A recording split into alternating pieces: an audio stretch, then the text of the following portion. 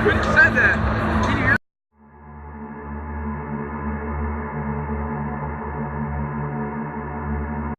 Hey yo, hey yo, hey yo. This is Kingknown, NBA music and NBA talk. This is episode 3. The Kyrie Irving impact. Need you guys to subscribe to my channel, Kingknown NBA and Music Talk, and then on Patreon, www.patreon.com/Kingknown07. And man, we gonna get right into this shit. I mean, for sure.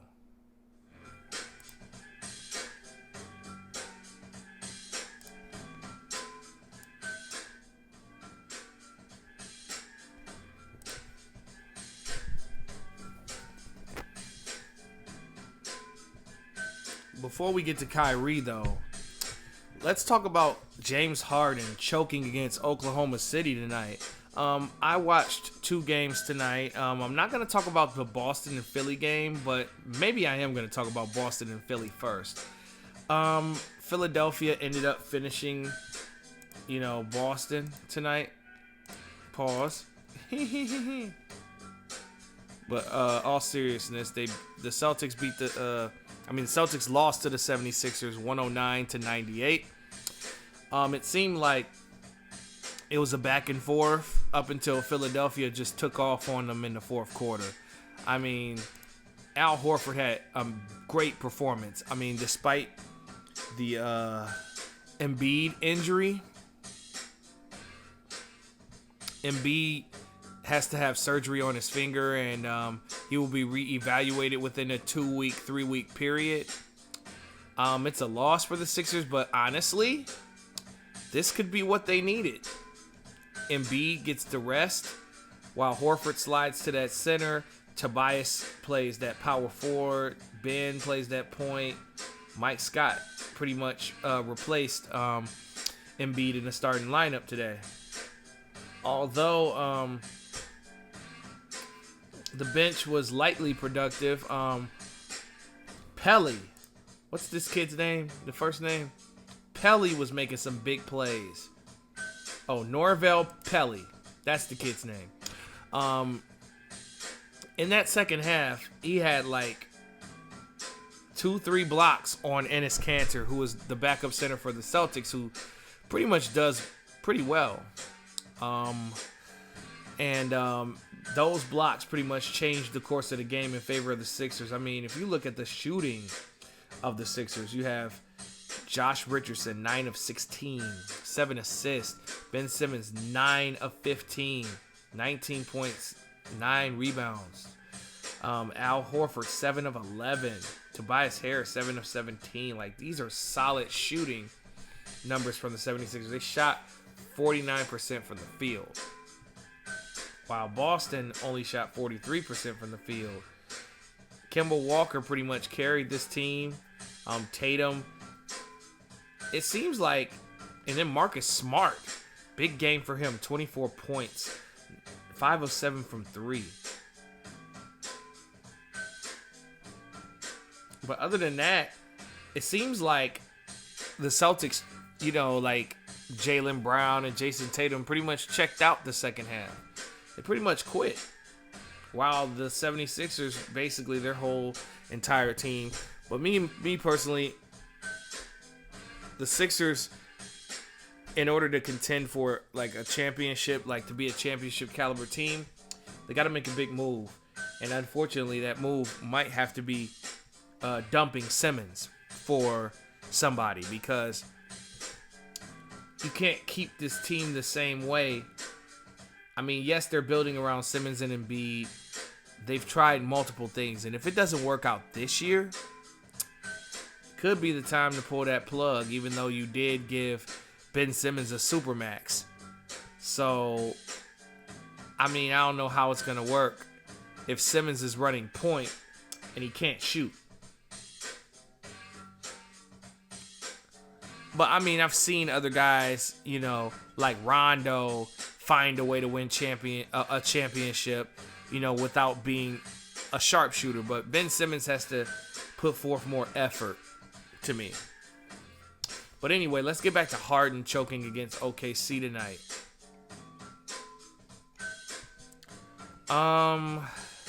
Man, I was very disappointed. I mean, Terrence Ferguson played great defense on James Harden the entire game. I mean, Harden only had 17 points on 5 of 17 shooting from the field. Westbrook returned to OKC for the first time, and he was praised and given a video tribute, as he deserved. Although Westbrook had 7 turnovers and 5 fouls, he did shoot 14 of 26 and scored 34 points. As the rest of the team did not do shit. Meanwhile, OKC, Chris Paul had a masterful game tonight. 18 points, 5 assists, 6 rebounds. Danilo Gallinari, he was fucking them niggas up. Then you had Shai Gilgeous-Alexander contributing 20 fucking points.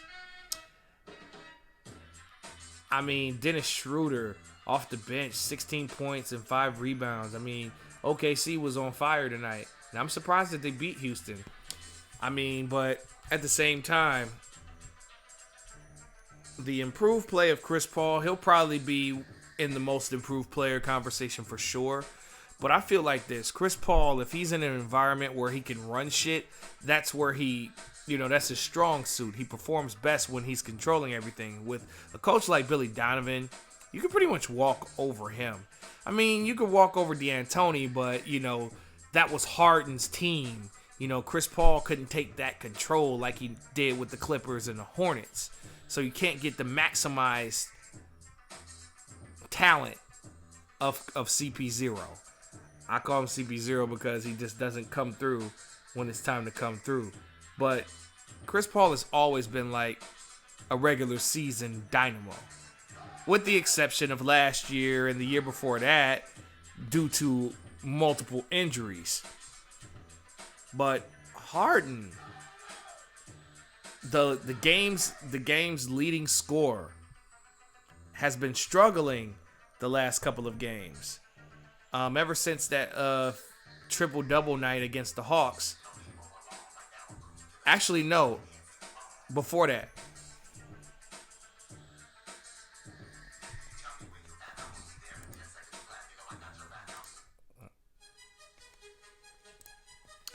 Harden, the last 2 games, has shot 14 of 51 from the field and 6 of 29 from three-point land. Now, if Harden continues to slump, this could be a very big issue. Now, yes, the Rockets are 25-12, so they got a little bit of leeway above some of the other teams in the Western Conference. But, I feel like James Harden, if he's off, he's got to get his teammates involved or just take better fucking shots. Because Harden wants to do this dribble ass bullshit and take contested shots where he's more dangerous off the ball. I mean, I agree with Paul Pierce said that he's more dangerous off the ball. If he lets Westbrook actually play fucking point guard, then Harden can take less shots and score more points. But Harden slump when you're a shooter like that and you're given the green light by a weak ass coach like D'Antoni, who's ruined basketball with his mentality, you're gonna have results like this, and then you're never ever going to win a championship that way. I feel like in order for the Rockets to win a championship, they got to get rid of Mike D'Antoni. I mean, Houston has a team, a championship caliber team currently, but I don't feel like D'Antoni's the right guy for this team to flourish and go to the next level, despite upgrading with Westbrook at point guard. Anyway, Jimmy Butler versus TJ Warren. So, the Indiana Pacers were playing the Miami Heat, and the Heat were getting the best of the Pacers. And Jimmy Butler and Diet Kawhi, a.k.a. T.J. Warren, got into a scuffle. And T.J. Warren said to Jimmy Butler, I'll beat your motherfucking ass. And Jimmy Butler, just gave him a kiss from afar. He blew him a kiss. So, in my opinion, I don't think either player should have been ejected or suspended. It was a confrontation. No fists were thrown. Let's play basketball. Just give them each a technical foul and keep it pushing. As far as Jimmy Butler goes, he basically said that dude is soft, and he was talking about fighting and square up, and I got it marked down on my calendar next time I see the Pacers. I would love to see the Pacers and the Heat square off in a playoff series. That would be pretty fun, especially with Victor Oladipo returning to the lineup. I think they said January 29th was when Victor Oladipo was supposed to debut. I will be watching that game for sure. Oh, man. Kendrick Perkins versus Kevin Durant. Man, oh, man, oh, man. Here we go again with the same old bullshit. Kendrick Perkins was having a conversation with Mark D'Amico. Kendrick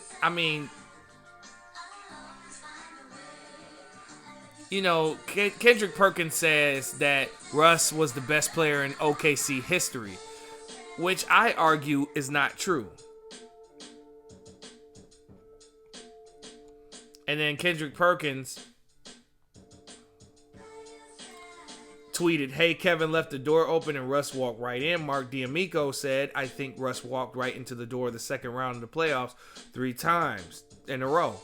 KD lost in the second round without Russ when I was there. So what does that mean? Yeah, and Kevin Durant tweeted, and our starting center, Kendrick Perkins, averaged a whopping 2 points and 3 rebounds that series. You played hard though, champ. Kendrick Perkins responded, boy, stop. You did the weakest move in NBA history, up on a 3-1 team in the Western Conference Finals, then go join them the following season. Heart of a champion right there. All right. I have a problem with this narrative that Kevin Durant joined a 73-19. Everybody acts like Kevin Durant just walked on and joined that fucking team. And that's not what happened.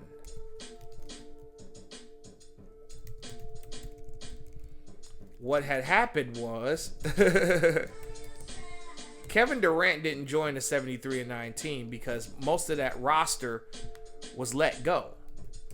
I can show you the differences between the 2017 and 2016 Warriors roster. And I can just tell you like who they lost and who they gained.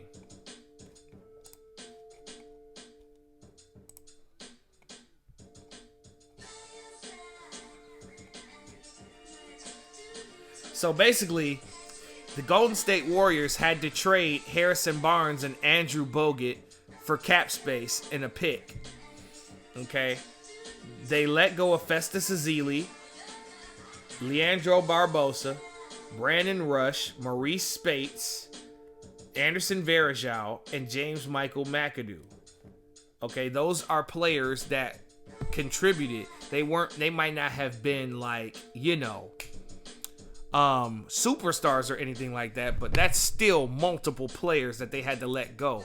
And then they replaced those players with Matt Barnes, Damian Jones, McAdoo was there. Never mind. Patrick McCaw was there. Yeah, Patrick McCaw was a new player. JaVale McGee. And David West. So this could have went wrong.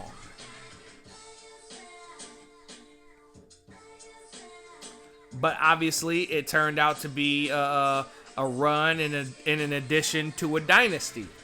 So Perk needs to get off the Perkies. I should have called this Perk on Perkies Part 2. That's what I should have did. But obviously, Perk is just tripping. All right, the back and forth continued as Kevin Durant said, "Weak is starting at center, playing real minutes with no production. Should have worked on your skills as much as I did." Kendrick Perkins says, "That's fine. You worked that hard and still had to join the 73-9 team. Truth be told, you don't even feel like a real champ. You have a hard time sleeping at night, knowing that you took the coward way out." I mean, me personally, I'm not a Kevin Durant fan like that, number one. And number two, I don't give a fuck about what the nigga did. If niggas had so much problems with Kevin Durant joining Golden State, why don't y'all niggas pick up a basketball, get your fat ass in shape, and get on the court and beat them? But unfortunately, none of y'all faggot ass niggas can do that now that Kevin Durant has moved on and went to Brooklyn, who was barely above 500. But nobody wants to talk about that shit. Bitch ass, faggot ass niggas. But who am I thinking winning the back and forth? I think it's a tie. Me personally, because both of them made decent points.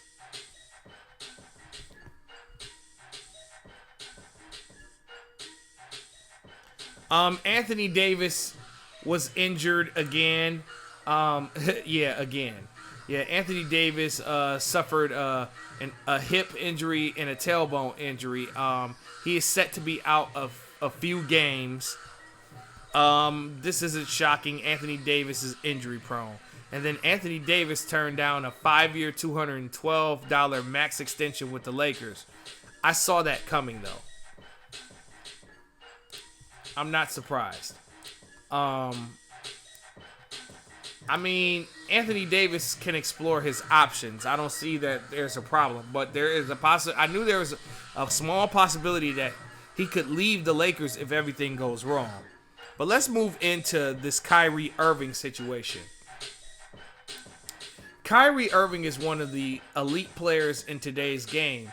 Although he suffered multiple injuries, including this season, I feel like Kyrie Irving is one of the most, if not the most hated man in the NBA. And I know everybody's going to say LeBron James.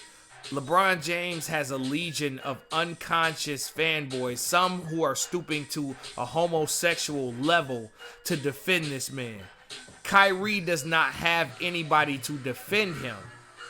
Kyrie, there's 2 in a million people that like Kyrie. Everybody else just hates this man for no reason because his former team, the Cleveland Cavaliers, tried to trade him for Eric Bledsoe, the number 5 pick who became Josh Jackson, and Tyson Chandler. He found out about that and demanded a trade. Kyrie was drafted number 1 overall by the Cleveland Cavaliers, dude. Okay, he was drafted number 1 overall. Bottom line. And pretty much in his 4th season, when he started to be an elite guard, LeBron James and Kevin Love came to his team. Now that's 3 all-stars in their prime. They had no choice in the weak East to go to the finals every year. There was no way that team was going to get eliminated with Kyrie and Kevin out there.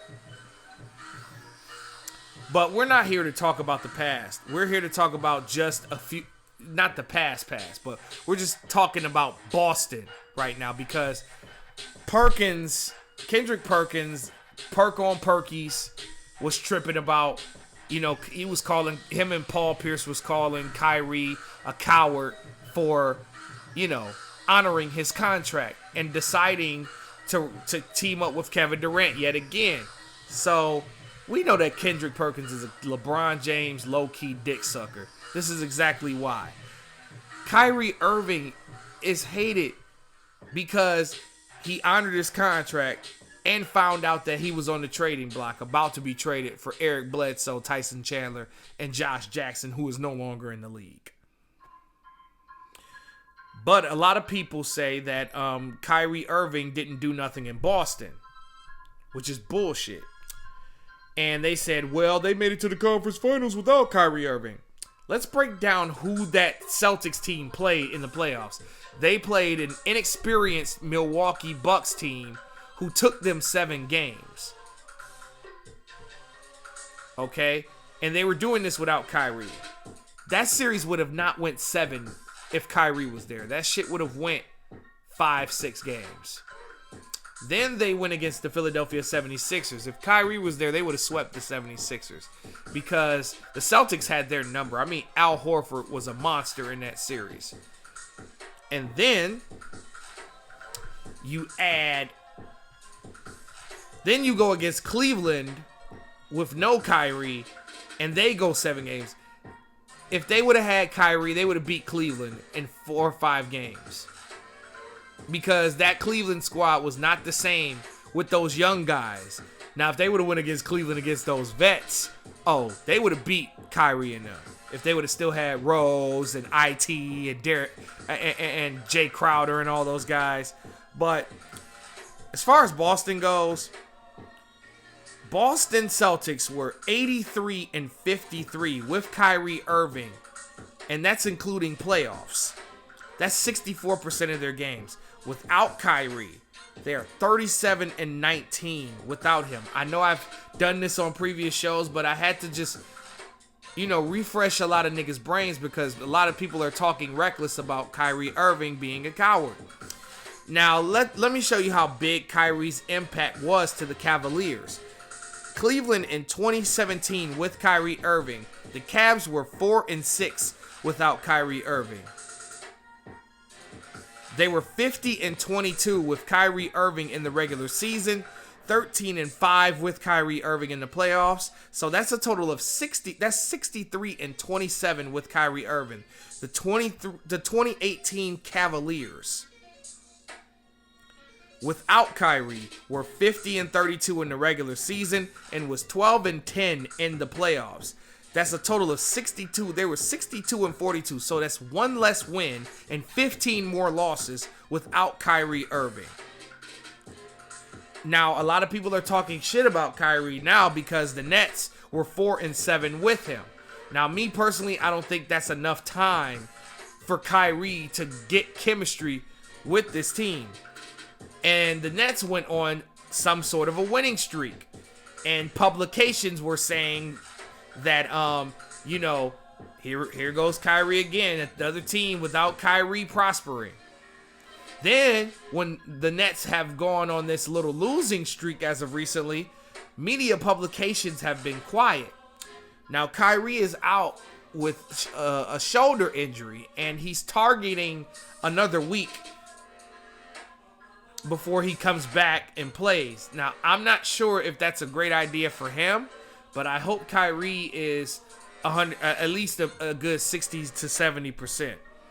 Now, over the years, the media has been spreading lies and spam about Kyrie Irving. Like Jackie McMullen, a respectable columnist for the Boston, who's worked for the Celtics, reports all the Celtics news. She said when Irving lapses into these funks, he often shuts down, unwilling to communicate with the coaching staff, front office, and sometimes even his teammates. Nets team sources say one such episode during Brooklyn's trip to China, leaving everyone scratching their heads as to what precipitated it. I think that's cap. Although Kyrie Irving last season failed in the playoffs against Milwaukee Bucks, I didn't feel like Kyrie quit on the Celtics. I felt like he was trying too hard instead of letting the game come to him and incorporating his teammates. And honestly, the Milwaukee Bucks were a lot better than what I thought they were. I think that was just the simple answer of that series. And I just felt like Kyrie is not a player who can carry a team by himself. He's not big enough or strong enough or a big enough threat on a defensive end to really is athletic enough to really put a team on his back. That's why he went and linked up with Kevin Durant. Now, there were teammates that defended him. Former Celtics, Jaylen Brown, defended Kyrie Irving. Brown said Kyrie got a lot of the blame and was undeserving. It wasn't his fault that certain guys couldn't take a step back. It wasn't his fault. That was the front office and the coach's fault. What did I say last year on Kingknown talking shit? I said that Boston Celtics not making a move at the trade deadline was going to haunt them because everybody in the East during that trade deadline got better except them. But a lot of that should be on the organization and coaching staff. It's in the past. Kyrie's in a better place in Brooklyn. Somewhere his roots are, he'll be fine. Marcus Smart, another Celtics teammate.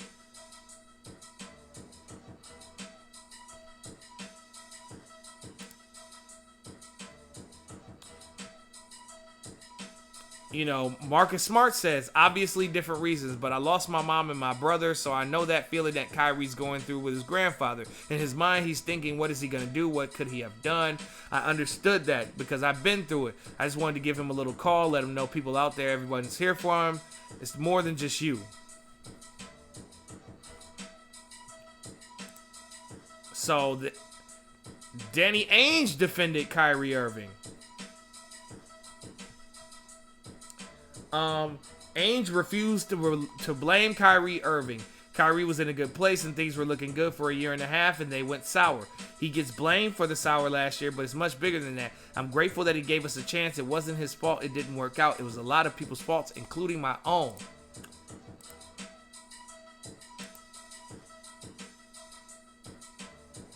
So, all in all, the Kyrie hate must stop, especially from the LeBron legion of cocksuckers. Like, this dude hit the big... Like, you should be thanking Kyrie for hitting the biggest shot in Cleveland sports history. And him having 40-point games alongside LeBron James as they got the only championship that they got together. But I felt like Kyrie's been a heavy contributor on, you know, winning teams. It's just that he's never gotten a chance to do that minus LeBron. So a lot of his fanboys are going to say Kyrie wasn't shit before LeBron, when in fact Kyrie never really had a player that good on his team until him and Kevin came. Now he's on Brooklyn. I believe next season him and Kevin Durant are going to hold down the Eastern Conference. I think they'll be the team to beat next year. And I think they'll go through the East just like he did with the Cavs, and especially if Kevin Durant is at least 80% Kevin Durant. So I just feel like Kyrie's like one of the more disrespected players. If Kyrie's healthy, he's top 10, probably on the back end, somewhere at 9 or 10 or something like that. I mean, just look at this season. Kyrie Irving this season was averaging 28.5 points per game, 5 rebounds per game, and 7 assists. Although his three-point percentage is down and his field goal percentage is down, he still shot 94% from the line. So it's not like Kyrie is a cancer that's floating around other NBA teams and is fucking up the whole team chemistry and all that. I feel like Kyrie Irving will be possibly a recipient of another championship within the next 2 or 3 years.